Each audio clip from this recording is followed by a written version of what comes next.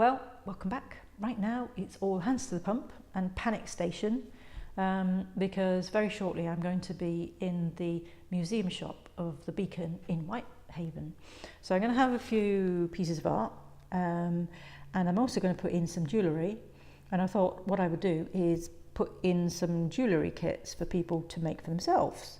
So it's a bit of a challenge to put it all together because if you're starting from scratch on this sort of thing, it does take quite a bit of time, and getting all the materials together can be quite a challenge. So the jewellery I've chosen to make is a very simple pendant, which I hope will be straightforward for absolute beginners to do. And I call it the Christina pendant. There is another version out there that has Toho beads, but I specifically use Miyuki beads.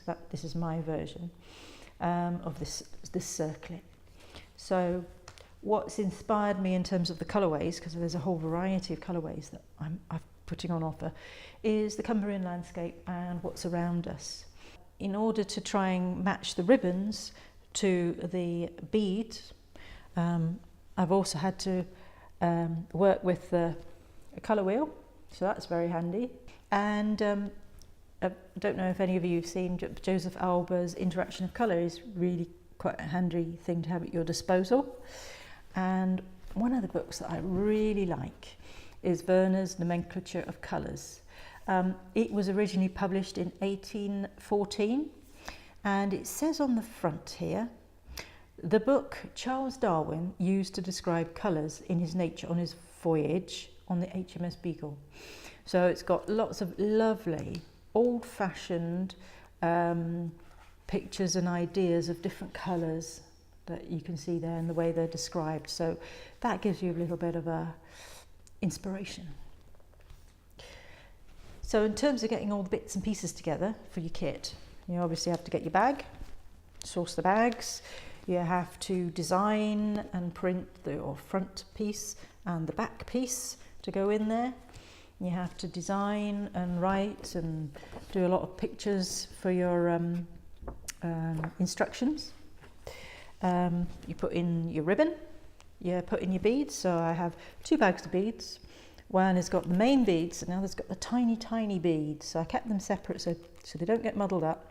And I always put in a little bit more, just in case somebody loses some. It's going to be a disaster for somebody if they've missed out on a few beads because they've gone everywhere. And then of course you've got the needle. So the needle was something I had to work out. So we've got it in a nice little bag like that. If I take it out, you have a little piece of card inside, and inside we've used a little bit of origami paper because that's nice and fine to hold the needle in place without bending it. So the needle is going to be safe and secure and straight for this. And what else is there? That must be it going in. Oh yes, and thread. So I've yet to do that, put that on a piece of card and give people quite a length so they can have a couple of tries, because I want it to be successful. I don't want people to come and think, oh, that was too hard and I need some more thread. I'll give them a generous amount of thread so they can do that. Some extra beads so they can lose a few. And hopefully they'll enjoy the experience. And that's what I'm trying to do here, is just create some interest. And the colours. So I've gone for local really as well. I've been inspired by the local side of things. So I've got Red Men, which is all about the red iron ore for the miners locally. I've got the Derwent, which is a famous a river, of course. So that's all dark and sort of blue and golden at the same time, actually.